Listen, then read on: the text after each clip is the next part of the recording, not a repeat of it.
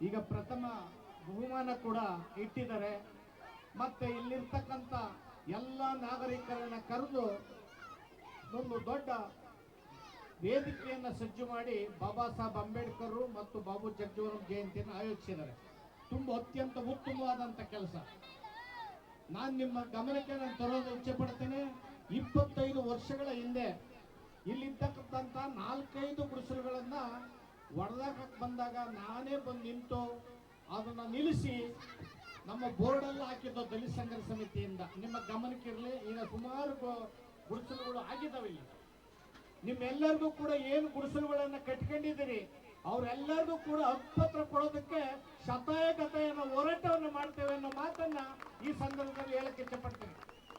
ಇಲ್ಲಿ ಬಾಬಾ ಸಾಹೇಬ್ ಅಂಬೇಡ್ಕರ್ ಅವರ ಜಯಂತಿಯನ್ನು ಏನು ಆಚರಿಸಿದಿರಿ, ಇದು ಅರ್ಥಪೂರ್ಣವಾದ ಒಂದು ಜಯಂತಿ. ಮತ್ತು ಬಾಬಾ ಸಾಹೇಬ್ ಅಂಬೇಡ್ಕರ್ ಮತ್ತು ಬಾಬು ಜಗಜೀವನ್ ರಾಮ್ರವರು ಇಡೀ ಸಮಾಜಕ್ಕೆಲ್ಲ ದೇಶಕ್ಕೆ 2 ಕಣ್ಣುಗಳು.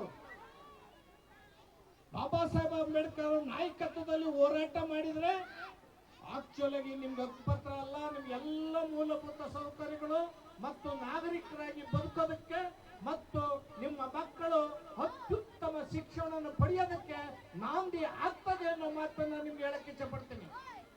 ಬಾಬಾ ಸಾಹೇಬ್ ಅಂಬೇಡ್ಕರ್ ಅವರನ್ನ ಬಾಬು ಜಗಜೀವನ್ ರಾಮನ್ನು ಸದಾ ಕಾಲ ನಾವು ನೆನೆಸಬೇಕಾಗ್ತದೆ. ಅಂಬೇಡ್ಕರ್ ಅವರು ವಿದೇಶದಲ್ಲಿ ಶಿಕ್ಷಣವನ್ನು ಪಡೆದಂತ ಸಂದರ್ಭದಲ್ಲಿ 4 ಮಕ್ಕಳುಗಳನ್ನ ಕಳ್ಕೊಂಡಿದ್ದಾರೆ, ಹೆಂಡತಿಯನ್ನ ಕಳ್ಕೊಂಡಿದ್ದಾರೆ, ತಂದೆಯನ್ನ ಕಳ್ಕೊಂಡಿದ್ದಾರೆ. ಆದ್ರೂ ಕೂಡ ನಮ್ಮನ್ನೆಲ್ಲನೂ ಕೂಡ ದೇಶದ ಸಮಾಜ ಏನಿದೆ ಸಮಾಜನ ಕಟ್ಟಕ್ಕೋಸ್ಕರ ತ್ಯಾಗ ಬಲಿದಾನವನ್ನು ಮಾಡುವಂತ ಬಾಬಾ ಸಾಹೇಬ್ ಅಂಬೇಡ್ಕರ್ ಅವರ ಜಯಂತಿಯನ್ನ 365 ದಿನಗಳ ಕಾಲ ಇಡೀ ದೇಶಾದ್ಯಂತ ಆಚರಿಸೋದಿದೆಯಲ್ಲ, ಯಾವ ವ್ಯಕ್ತಿನೂ ಕೂಡ ಅಷ್ಟು ಜಯಂತಿಗಳು ಆಚರಿಸಲ್ಲ. ಪ್ರತಿ ನಿತ್ಯನೂ ಕೂಡ ಬಾಬಾ ಸಾಹೇಬ್ ಅಂಬೇಡ್ಕರ್ ಅವರ ಜಯಂತಿಯನ್ನು ಆಚರಿಸ್ತಾರೆ. ಆದ್ದರಿಂದ ನಾವು ಕೂಡ ಆಚರಿಸಬೇಕಾಗ್ತದೆ. ಮತ್ತೆ ಆಚರಿಸೋದ್ರ ಜೊತೆಗೆ ಅವ್ರ ತತ್ವ ಸಿದ್ಧಾಂತಗಳನ್ನ ನಮ್ಮ ಜೀವನದಲ್ಲಿ ಅಳವಡಿಸ್ಕೋಬೇಕು ಅನ್ನೋ ಮಾತನ್ನ ಹೇಳಿ ಬಾಬಾ ಸಾಹೇಬ್ ಅಂಬೇಡ್ಕರ್ ಅವರನ್ನ 100 ವಿಶ್ವವಿದ್ಯಾಲಯದಲ್ಲಿ ಅವರ ಜೀವನ ಮತ್ತು ಸಾಧನೆಯನ್ನ ಸಂಶೋಧನೆ ನಡೀತಾ ಇದೆ. ಲಕ್ಷಾಂತರ ಜನ ಸಾಹಿತಿಗಳು, ಬರಹಗಾರರು ಬಾಬಾ ಸಾಹೇಬ್ ಅಂಬೇಡ್ಕರ್ ಅನ್ನ ಕುರಿತು ಸಂಶೋಧನೆಯನ್ನ ಪುಸ್ತಕಗಳನ್ನ ಬರೆದಿದ್ದಾರೆ. ಇಂಥ ಒಂದು ನಿಟ್ಟಿನಲ್ಲಿ ಇವತ್ತೇನು ಈ ದೇಶದಲ್ಲಿ ಸಂವಿಧಾನವನ್ನು ಕೊಟ್ಟಿದ್ದಾರಲ್ಲ, ಈ ದೇಶದಲ್ಲಿ ಸಂವಿಧಾನವನ್ನು ಕೊಟ್ಟಿರೋದಕ್ಕೆ ಪ್ರಪ್ರಥಮವಾಗಿ ನಮ್ಮನ್ನ ಹಡೆದಂತ ತಾಯಿಗೆ, ಸ್ತ್ರೀಗೆ ಮತ್ತು ರಕ್ಷಣೆ ಹಾಗೂ ಹೆಚ್ಚು ಕಾನೂನಿನ ಅಧಿಕಾರವನ್ನ ಕೊಟ್ಟಿರುವಂತ ಬಾಬಾ ಸಾಹೇಬ್ ಅಂಬೇಡ್ಕರ್ ಅವರನ್ನು ಎಲ್ಲ ಮಹಿಳೆಯರು ಕೂಡ, ಬರೀ ದಲಿತ ಮಹಿಳೆಯರಲ್ಲ, ಈ ದೇಶದ ನಾರಿಯರು, ಸ್ತ್ರೀಯರು, ತಾಯಂದಿರು ಬಾಬಾ ಸಾಹೇಬ್ ಅಂಬೇಡ್ಕರ್ ಅವರನ್ನ ಮೊದಲನೇ ಬಾರಿಗೆ ಪೂಜೆ ಮಾಡಬೇಕಾಗ್ತದೆ. ಜಾತಿಯಿಂದ ನೋಡಬಾರ್ದು ಅಂತ ನಾನು ಅತ್ಯಂತ ವಿನೀತವಾಗಿ ಕೈ ಮುಗಿದು ಕೇಳ್ಕೊಂತ ಇದ್ದೀನಿ. ಬಾಬಾ ಸಾಹೇಬ್ ಅಂಬೇಡ್ಕರ್ ಒಂದು ಜಾತಿಗೆ, ಒಂದು ಸಮಾಜಕ್ಕೆ, ಒಂದು ಧರ್ಮಕ್ಕೆ ಸೀಮಿತರಲ್ಲ. ಬಾಬಾ ಸಾಹೇಬ್ ಅಂಬೇಡ್ಕರ್ ಅವರು ಇಡೀ ದೇಶದ ಎಲ್ಲ ಜೀವರಾಶಿಗಳಿಗೂ ಹಕ್ಕುಗಳನ್ನ, ರಕ್ಷಣೆಯನ್ನ ಕೊಟ್ಟಂತ ಬಾಬಾ ಸಾಹೇಬ್ ಅಂಬೇಡ್ಕರ್ ಅವರು ಈ ದೇಶದ ಒಬ್ಬ ಮಹಾನ್ ನಾಯಕ. ಮತ್ತೆ ಬಾಬಾ ಸಾಹೇಬ್ ಅಂಬೇಡ್ಕರ್ ಅವರನ್ನ ನಾವು ಪೂಜೆಗೆ ಅರ್ಹ ಅನ್ನೋದನ್ನ ನಾವು ಅರ್ಥ ಮಾಡ್ಕೋಬೇಕಾಗಿದೆ. ಈ ದೇಶದಲ್ಲಿ ಬಾಬಾ ಸಾಹೇಬ್ ಅಂಬೇಡ್ಕರ್ ಅವರನ್ನ, ಜಗಜೀವನ್ ರಾಮರವರನ್ನ ಜಾತಿ ದೃಷ್ಟಿಯಿಂದ ನೋಡೋದಿದೆಯಲ್ಲ, ಅದು ನಿಜವಾಗ್ಲೂ ಒಂದು ಪ್ರಜ್ಞೆಗೆ ಮತ್ತು ಮಾನವೀಯತೆಗೆ ಈ ದೇಶಕ್ಕೆ ಅವಮಾನ ಮಾಡುವಂತ ಕೆಲಸ ಅಂತ ಈ ಸಂದರ್ಭದಲ್ಲಿ ನಾನು ಹೇಳಕ್ಕೆ ಇಚ್ಛೆ ಪಡ್ತೀನಿ. ಬಾಬಾ ಸಾಹೇಬ್ ಅಂಬೇಡ್ಕರ್ ಅವ್ರ ಜಯಂತಿಯನ್ನ ಕೆಲವೇ ಜಾತಿಗಳು, ಕೆಲವೇ ಧರ್ಮಗಳು, ಕೆಲವೇ ಸಮಾಜಗಳು ಆಚರಿಸೋದಲ್ಲ, ಎಲ್ಲ ಸಮಾಜಗಳು, ಎಲ್ಲ ಜನಾಂಗದವರು, ಎಲ್ಲ ಧರ್ಮಗಳು ಆಚರಿಸಬೇಕಾಗಿದೆ. ಬಾಬಾ ಸಾಹೇಬ್ ಅಂಬೇಡ್ಕರ್ ಅವರನ್ನ, ಅವರ ಪ್ರತಿಮೆಗಳನ್ನು ಹೊಡೆದಾಕಂಥದ್ದು, ಅವ್ರ ಸ್ಮಾರಕಗಳನ್ನು ಹೊಡೆದಾಕಂಥದ್ದು, ಸಂವಿಧಾನ ಸುಳಿಯುವಂಥದ್ದು ಇದೆಯಲ್ಲ, ಇದು ಈ ದೇಶಕ್ಕೆ ಮಾಡುವಂತ ಅವಮಾನ ಅನ್ನೋ ಮಾತನ್ನ ಹೇಳಿ, ಜೊತೆಗೆ ಇವತ್ತು ಸರ್ಕಾರವನ್ನ ರಚಿಸಿದ್ದಾರೆ.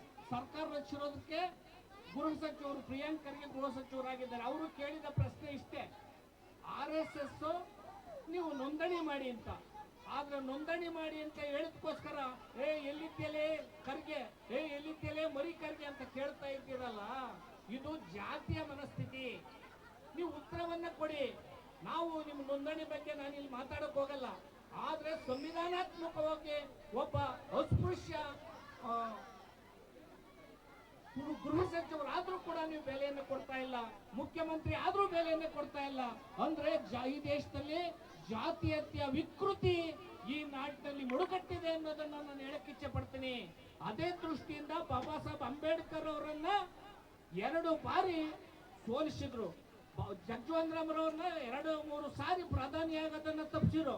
ಈ ದೇಶದಲ್ಲಿ ಪರಿಶಿಷ್ಟ ಜಾತಿಯವರು 45 ಕೋಟಿ ಜನ ಇದ್ರು ಕೂಡ ಪರಿಶಿಷ್ಟ ಜಾತಿ ಪಂಗಡಗಳು ಪ್ರಧಾನಿಯಕ್ಕಾಗಲ್ಲ. 1.5 ಕೋಟಿ ಜನ SC ST ಇದ್ರು ಕೂಡ ಮುಖ್ಯಮಂತ್ರಿ ದೇಶದಲ್ಲಿ ರಾಜ್ಯದಲ್ಲಿ ಆಗ್ತಾಗಿಲ್ಲ. ಅಂದ್ರೆ ಜಾತಿಯ ಮನಸ್ಥಿತಿಗಳು ಎಷ್ಟು ವಿಕಾರವಾಗಿದೆ, ವಿಕೃತಿಯಾಗಿದೆ ಅನ್ನೋದನ್ನ ಅರ್ಥ ಮಾಡ್ಕೋಬೇಕಾಗಿದೆ. ಅಂದ್ರೆ ಕೇಂದ್ರದಲ್ಲಿ 48 ಜನ MP ಗಳ ಮೇಲೆ, ಮಹಿಳೆಯರ ಮೇಲೆ ಅತ್ಯಾಚಾರ, ಕೊಲೆ ಅಪಾದನೆಯ ಮೇಲೆ ಮಹಾಕೃತ್ಯಗಳು, ಬಹುದೊಡ್ಡ ಕೃತ್ಯಗಳಿದ್ದಾವೆ, ಭಯಾನಕ ಕೃತ್ಯಗಳಿದ್ದಾವೆ. ಇಂಥವ್ರು ಇವತ್ತು MLA MP ಪ್ರಧಾನಿ ಮುಖ್ಯಮಂತ್ರಿಗಳಾಗಿದ್ದಾರೆ. ಆ ಕಾರಣದಿಂದ ಈ ಸಮಾಜ ಮತ ಚಲಾಯಿಸೋದಕ್ಕೆ ಪ್ರಜ್ಞೆಯನ್ನು ಬರಬೇಕಾಗಿದೆ. ಶಿಕ್ಷಣವೇ ನಮ್ಮ ಎಲ್ಲ ದೃಷ್ಟಿಕೋನ. ಶಿಕ್ಷಣದ ಕಡೆ ಗಮನವನ್ನು ಕೊಡಬೇಕಾಗಿದೆ. ಮತ ಜಾಗೃತಿ ಬರಬೇಕಾಗಿದೆ. ಸಂವಿಧಾನ ಜಾಗೃತಿ ಬರಬೇಕಾಗಿದೆ. ಅಂದ್ರೆ ಬೆಂಗಳೂರಲ್ಲಿ ಅಥವಾ ಕರ್ನಾಟಕದಲ್ಲಿ 10 ಲಕ್ಷ ಅಂದ್ರೆ 94 CCನಲ್ಲಿ ಹಕ್ಕುಪತ್ರಗಳನ್ನ ಕೊಟ್ಟಿಲ್ಲ. ಇದು ಸರ್ಕಾರ ಅಂದ್ರೆ DK ಶಿವಕುಮಾರ್ ಅವರು ಸರ್ಕಾರ ಮಾಡಬೇಕಾಗಿದೆ. ಮತ್ತೆ ನಮಗೆ ಪರಿಶಿಷ್ಟ ಜಾತಿಯವರಿಗೆ 4 ಲಕ್ಷ ಕೋಟಿ SC ST TSB ಹಣವನ್ನ ಕೊಟ್ಟಿದೆ ಅಂತ ಹೇಳಿ ನೀವು ಬಜೆಟ್ ಅಲ್ಲಿ ಅನೌನ್ಸ್ ಮಾಡಿದಿರಿ. ಎಷ್ಟು ಬಜೆಟ್ ಅಲ್ಲಿ 4 ಲಕ್ಷ ಕೋಟಿ 10 ವರ್ಷಗಳಿಂದ ಕೊಟ್ಟಿದ್ದೀರಿ? ಏನು ಇವರಲ್ಲಿ ಬದಲಾವಣೆ ಆಗಿದೆ ಅನ್ನೋದನ್ನ DK ಶಿವಕುಮಾರ್ ಅವರು ಈ ಸರ್ಕಾರ ಹೊರಗಡೆ ಶ್ವೇತಪತ್ರವನ್ನು ಹೊರಡಿಸಬೇಕಾಗಿದೆ. ಇವತ್ತು ವಸತಿಯ ಸಮಸ್ಯೆ ಇದೆ, ಭೂ ಸಮಸ್ಯೆ ಇದೆ, ಶಿಕ್ಷಣದ ಸಮಸ್ಯೆ ಇದೆ, ಮತ್ತೆ ಆಹಾರದ ಸಮಸ್ಯೆ ಇದೆ. ಇದನ್ನೆಲ್ಲ ನಿಲ್ಸೋದ್ ಕಡೆ ಸರ್ಕಾರ ಮುಂದ್ಕೋಬೇಕು. ಇದನ್ನು ಕೂಡ ನಾವು ಹೋರಾಟವನ್ನ ಎಲ್ಲ ಸಂಘಟನೆಗಳು ಸೇರಿದು ಕೈಗೆತ್ತಬೇಕು. ಮುಂದಿನ ದಿನದಲ್ಲಿ ಕೈಗೆತ್ಕೊಂಡು ಹೋರಾಟವನ್ನ ಮಾಡ್ತೇವೆ. ಈ ಏರಿಯಾದಲ್ಲಿ ಅಷ್ಟೇ ಅಲ್ಲ, ಎಲ್ಲೆಲ್ಲಿ ಹಕ್ಕುಪತ್ರಗಳನ್ನ ಕೊಟ್ಟಿಲ್ಲ, ಎಲ್ಲೆಲ್ಲಿ ವಸತಿಯನ್ನು ಕೊಟ್ಟಿಲ್ಲ, ಎಲ್ಲೆಲ್ಲಿ ನಿರಾಶ್ರಿತರಾಗಿದ್ದಾರೆ, ಅದು ಎಲ್ಲಾನು ಪರವಾಗೂ ಕೂಡ ಹೋರಾಟವನ್ನು ಮಾಡ್ತೇವೆ.